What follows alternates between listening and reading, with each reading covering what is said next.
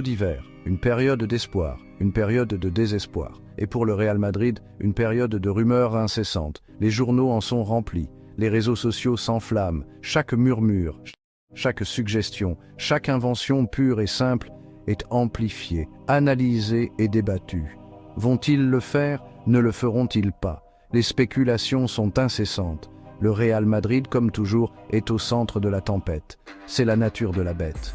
Le plus grand club du monde, avec les supporters les plus exigeants, attire le plus d'attention. Chaque baisse de régime, chaque blessure, chaque faiblesse perçue est l'occasion pour le moulin à rumeurs de passer à la vitesse supérieure. Cette année ne fait pas exception. En fait, c'est peut-être même pire. Le Real Madrid est confronté à des défis. L'effectif n'est plus aussi étoffé qu'auparavant. Les blessures ont fait des ravages. Et les performances ont été pour le moins irrégulières. Tout cela va alimenter le feu des spéculations. Les supporters réclament de nouvelles recrues, espérant une solution miracle, un sauveur pour redonner à leur équipe sa gloire d'antan. Mais la vérité, comme toujours, est plus complexe. Le Real Madrid est un club qui agit avec prudence.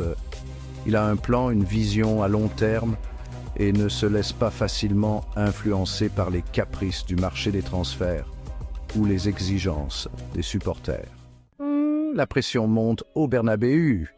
Le début de saison du Real Madrid est loin d'être idéal. Une série de blessures a mis en évidence le manque de profondeur de l'effectif.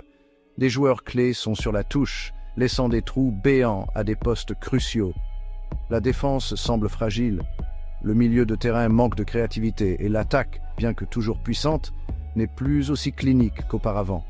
Les supporters sont inquiets. Les sifflets se font plus forts. Chaque passe manquée, chaque occasion manquée est accueillie par un grognement de frustration. Carlo Ancelotti et ses joueurs sont sous pression pour inverser la tendance. Le mercato d'hiver est considéré comme une opportunité de remédier aux faiblesses de l'équipe. Les blessures ont été particulièrement préjudiciables. La défense a été la plus touchée. Des défenseurs clés sont absents pour de longues périodes. Ancelotti a donc dû faire appel à de jeunes joueurs inexpérimentés et à des solutions de fortune. Les résultats ont été prévisibles. Les buts ont été encaissés à bon compte. Et les matchs sans encaisser de but sont un lointain souvenir. Le milieu de terrain est également en difficulté. Le trio autrefois dominant, composé de Kroos, Modric et Casemiro, n'est plus. Modric et Kroos ne rajeunissent pas. Leur influence s'estompe. Et le départ de Casemiro a laissé un vide qui n'a pas encore été comblé. Le moulin à rumeurs n'a pas perdu de temps pour lier le Real Madrid à une foule de signatures potentielles. Les noms sont lancés avec une légèreté insouciante. Chaque joueur, même vaguement disponible, est présenté comme une cible potentielle. La liste est longue et variée, allant de superstars établis à de jeunes joueurs prometteurs. Un nom qui refuse de disparaître est celui d'Aymeric Laporte. Le défenseur de Manchester City est lié à un transfert au Bernabéu depuis plusieurs saisons maintenant. Sa combinaison de force, d'athlétisme et de technique fait de lui un joueur idéal pour le style de jeu du Real Madrid. Cependant, l'arracher aux champions de Premier League serait une entreprise difficile et coûteuse. Un autre visage familier est mentionné, Sergio Ramos. L'ancien capitaine du Real Madrid est désormais libre de tout contrat après avoir quitté le Paris Saint-Germain.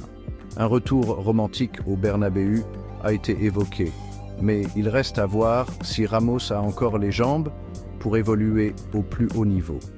D'autres noms circulent, notamment ceux de jeunes talents prometteurs. Des milieux de terrain comme Jude Bellingham et Enzo Fernandez sont considérés comme des remplaçants potentiels à long terme pour Modric et Kroos. Des attaquants comme Krvica, Kvaratskhelia et Rafael Leao sont suivis comme des potentiels futurs stars. Il est important de se rappeler que ce ne sont que des rumeurs, rien de plus.